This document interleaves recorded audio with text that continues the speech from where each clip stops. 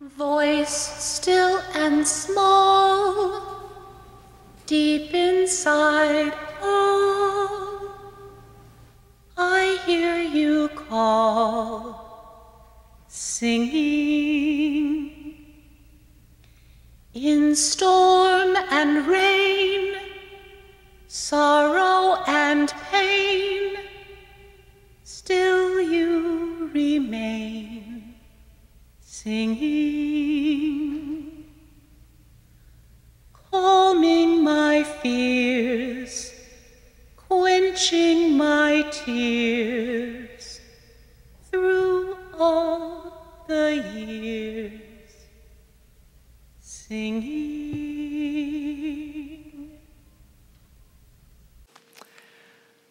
When is the last time you changed your mind about something or someone important?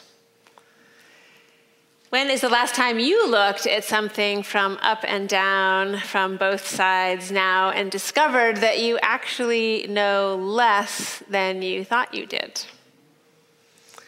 It does happen. It happened to Doug.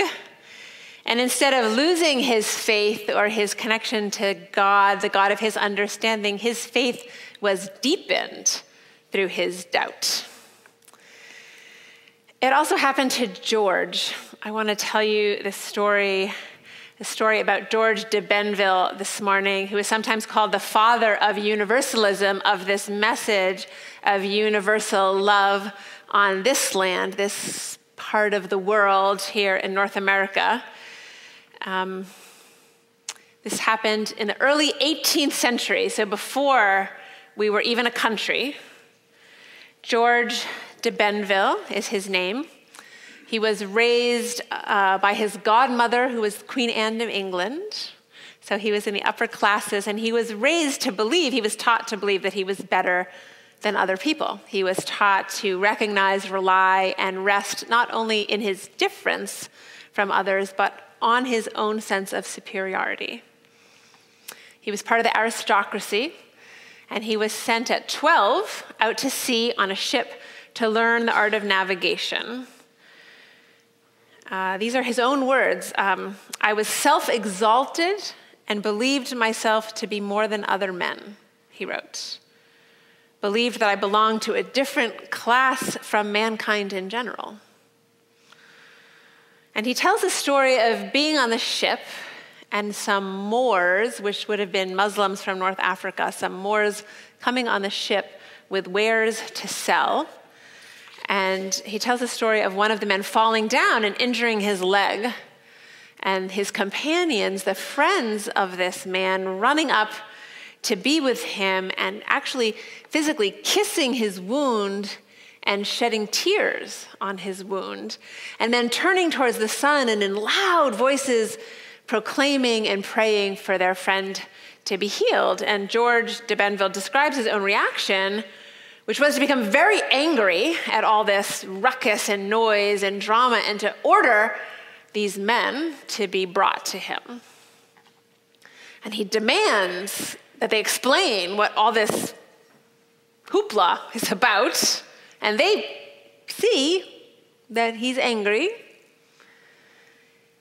And they explain that the reason that they're crying and praying and kneeling and tending to their friend is because their friend fell and hurt himself.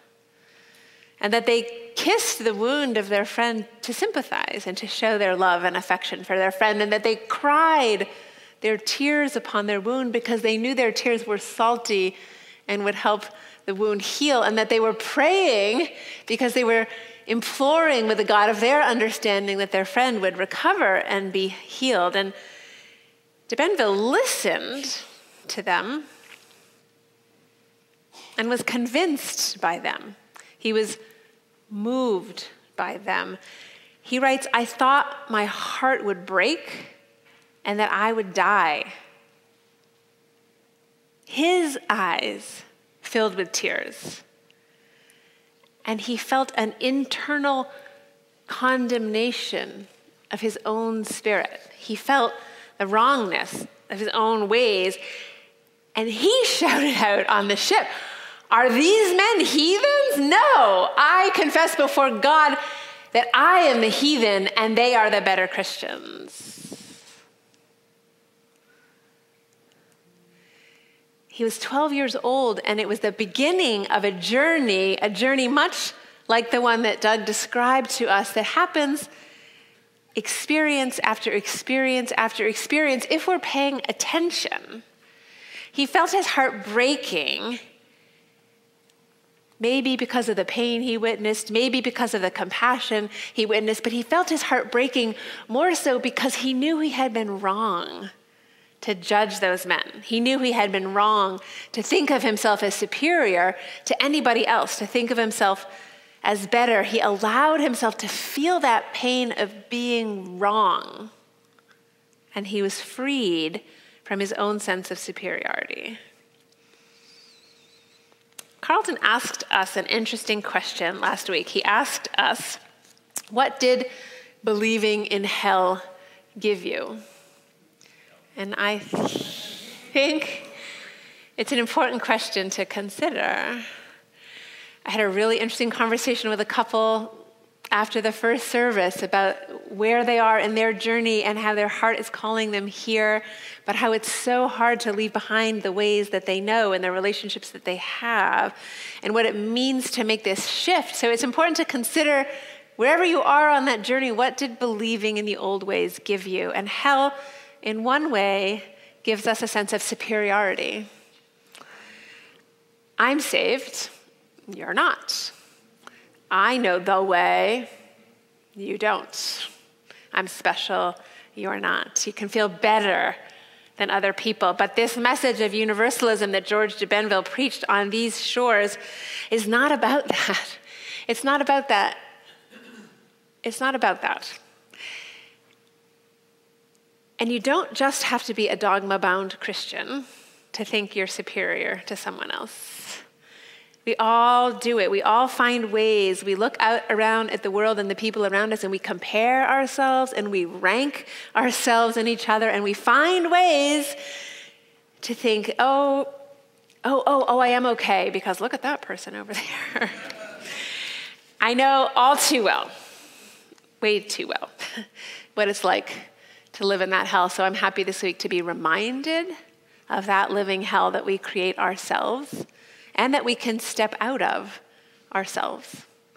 So remember this week, when you start thinking that you're better than somebody else because of what you believe or what you wear or how much money you make or where you're from or your education or your gender, your sexual identity, how gifted you are, the color of your skin, your birth order, your role, your job, you are in hell. Our beloved minister emeritus, the Reverend Dr. John Wolfe, used to say that Adam and Eve were cast out of the garden because once they ate the apple, they thought they knew it all. And no one ever does or can. De Benville emigrated to America in 1747. He was a preacher and a doctor until he died at the age of 90. He was on friendly terms with indigenous tribal members, and he used many of their herbal remedies for treating diseases. And he tried to understand their languages and their symbols because he believed all symbols of the same truth equally valid. I'm just going to say that again, because he believed all symbols of the same truth equally valid. He could converse across cultures and religions. He thought that taking religious truths literally rather than symbolically was the cause of many religious conflicts. Hell, you could say, describes a human state of being. Behind every appearance of diversity, he preached, there is an interdependent unity of all things. Behind every appearance of diversity, there is an interdependent unity of all things. Our love must be based upon mutual respect for our differences. We must be curious then. We must be curious about our own conversions and the progression of our own conversions and metanoias and changes of heart in the course of our own lives. We must keep our minds and our hearts open to understand more and more and more as we learn to swim Is he doing that too? As we learn to swim onto the other side. So let that be our practice this week together, to forget what you think you know and to let your minds and hearts be changed. May it be so. Amen.